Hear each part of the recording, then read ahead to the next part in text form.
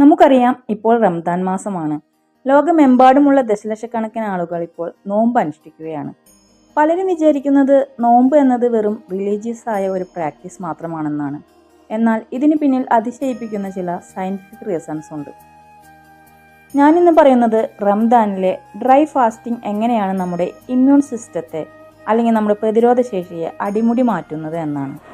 ഒരു കാര്യം പ്രത്യേകം ശ്രദ്ധിക്കുക, ഈ വീഡിയോയുടെ അവസാനം വരെ നിങ്ങൾ കാണണം. കാരണം നോമ്പെടുക്കുമ്പോൾ നമ്മൾ ചെയ്യുന്ന ചില ചെറിയ തെറ്റുകൾ എങ്ങനെയാണ് അതിൻ്റെ ഗുണങ്ങൾ ഇല്ലാതാക്കുന്നത് എന്ന് ഞാനിതിൽ വ്യക്തമാക്കുന്നുണ്ട്.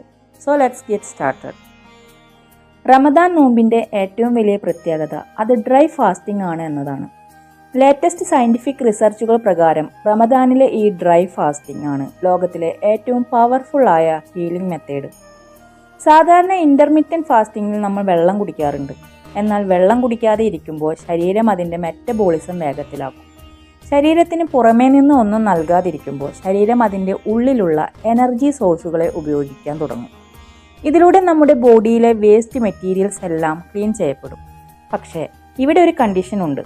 നിങ്ങൾ നോമ്പ് തുറക്കുമ്പോഴും അത്താഴത്തിനും കഴിക്കുന്ന ഭക്ഷണം വളരെ ക്രൂഷ്യലാണ്.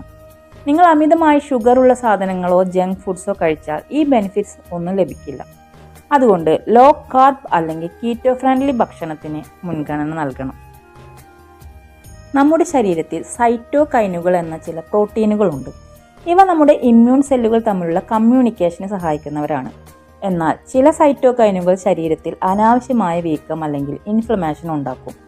നമ്മൾ നോമ്പെടുക്കുമ്പോൾ ഈ ഇൻഫ്ലമേഷൻ കുറയുന്നു. ഇത് ജോയിൻറ്റ് പെയിൻ ഉള്ളവർക്കും മറ്റ് ക്രോണിക് ഇഷ്യൂസ് ഉള്ളവർക്കും വലിയ ആശ്വാസം നൽകും. അതിനേക്കാൾ ഉപരി നോമ്പ് നമ്മുടെ ശരീരത്തിലെ മാക്രോഫേജുകളെ ഉണർത്തുന്നു. എന്താണ് ഈ മാക്രോഫേജുകൾ? ലളിതമായി പറഞ്ഞാൽ നമ്മുടെ ശരീരത്തിലെ പ്രൊഫഷണൽ കില്ലർ സെൽസ് ആണിവർ. ശരീരത്തിൽ കടന്നുകൂടുന്ന ബാക്ടീരിയകളെയും വൈറസുകളെയും വേട്ടയാടി പിടിച്ച് വിഴുങ്ങുന്നതാണ് ഇവരുടെ ജോലി. നോമ്പെടുക്കുന്ന സമയത്ത് ഈ കോശങ്ങൾ കൂടുതൽ ആക്റ്റീവ് ആകുന്നു. അതായത് പുറത്തുനിന്നുള്ള വൈറസ് ആക്രമണങ്ങളെ നേരിടാൻ നിങ്ങളുടെ ശരീരം ഒരു വാർ മോഡിലേക്ക് മാറുന്നു എന്ന് സാരം. മറ്റൊരു അത്ഭുതം നടക്കുന്നത് നമ്മുടെ കുടലിലാണ്. നമ്മുടെ ഇമ്മ്യൂൺ സിസ്റ്റത്തിന്റെ 70% ഇരിക്കുന്നത് നമ്മുടെ കുടലിലാണെന്ന് നിങ്ങൾക്കറിയാമോ? അവിടെയുള്ള നല്ല ബാക്ടീരിയകളെയാണ് നമ്മൾ മൈക്രോബയോം എന്ന് വിളിക്കുന്നത്. നോമ്പെടുക്കുമ്പോൾ ഈ ബാക്ടീരിയകൾക്ക് വിശ്രമം ലഭിക്കുന്നു. പക്ഷേ നമ്മൾ ഭക്ഷണം നൽകാതിരിക്കുമ്പോൾ ഇവ കൂടുതൽ കാലം ജീവിക്കും.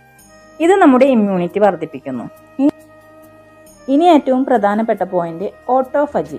ഇതൊരു ഗ്രീക്ക് വാക്കാണ്. ഇതിൻ്റെ അർത്ഥം സ്വയം ഭക്ഷിക്കുക എന്നാണ്. നമ്മുടെ ശരീരം അതിൻ്റെ ഉള്ളിലെ കേടുവന്ന ഭാഗങ്ങളെയും പഴയ സെല്ലുകളെയും സ്വയം റീസൈക്കിൾ ചെയ്യുന്ന പ്രക്രിയയാണിത്. ഇതിലൂടെ ടോക്സിനുകൾ പുറന്തള്ളപ്പെടുന്നു. അതുകൊണ്ടാണ് നോമ്പ് കഴിഞ്ഞാൽ പലർക്കും ചർമ്മത്തിന് തിളക്കം കൂടുന്നതും കൂടുതൽ യങ്ങായി തോന്നുന്നതും. പലരും വിചാരിക്കുന്നത് നോമ്പെടുക്കുമ്പോൾ സ്ട്രെസ് കൂടുമെന്നാണ്. എന്നാൽ സത്യം അതല്ല. നോമ്പ് നമ്മുടെ ശരീരത്തിൻ്റെ സ്ട്രെസ് ടോളറൻസ് വർദ്ധിപ്പിക്കും. DNA ഡാമേജ് കുറയ്ക്കാനും ഫ്രീ റാഡിക്കലുകളെ ഇല്ലാതാക്കാനും ഇത് സഹായിക്കും. ഈ ഗുണങ്ങളെല്ലാം ലഭിക്കാൻ നിങ്ങൾ ശ്രദ്ധിക്കേണ്ട ചില കാര്യങ്ങൾ പറയാം. നോമ്പ് തുറക്കുമ്പോൾ പെട്ടെന്ന് ഒരുപാട് ഷുഗർ അടങ്ങിയ ഡ്രിങ്ക്സ് കുടിക്കരുത്. അത് ഇൻസുലിൻ സ്പൈക്ക് ഉണ്ടാക്കും. കുറഞ്ഞ അളവിൽ ഈന്തപ്പഴവും ധാരാളം വെള്ളവും കുടിക്കുക. പ്രോട്ടീനും നല്ല കൊഴുപ്പും അടങ്ങിയ ഭക്ഷണം കഴിക്കുക. മുട്ട, ഇറച്ചി, പച്ചക്കറികൾ എന്നിവയ്ക്ക് പ്രാധാന്യം നൽകുക. അത്താഴ സമയത്തും നോമ്പ് തുറന്ന ശേഷവും നന്നായി വെള്ളം കുടിക്കാൻ മറക്കരുത്. ചുരുക്കത്തിൽ പറഞ്ഞാൽ റമദാൻ നോമ്പ് എന്നത് നിങ്ങളുടെ ശരീരത്തിനുള്ള ഒരു വലിയ ഗിഫ്റ്റാണ്. ഇത് നമ്മുടെ മനസ്സിനെ മാത്രമല്ല നമ്മുടെ ഓരോ കോശങ്ങളെയും ശുദ്ധീകരിക്കുന്നു. നോമ്പിനോടൊപ്പം ശരിയായ ഭക്ഷണക്രമം കൂടി പാലിച്ചാൽ ഇതിൻ്റെ ഫലം ഇരട്ടിയാകും. ഈ വീഡിയോ നിങ്ങൾക്ക് ഉപകാരപ്രദമായി എന്ന് കരുതുന്നു. ഈ അറിവ് നിങ്ങളുടെ ഫാമിലിക്കും ഫ്രണ്ട്സിനും ഷെയർ ചെയ്ത് കൊടുക്കുക. വീഡിയോ ഇഷ്ടപ്പെട്ടെങ്കിൽ ലൈക്ക് ചെയ്യാനും ചാനൽ സബ്സ്ക്രൈബ് ചെയ്യാനും മറക്കരുത്. അടുത്തൊരു ഇൻഫർമേറ്റീവ് വീഡിയോയുമായി വീണ്ടും കാണാം.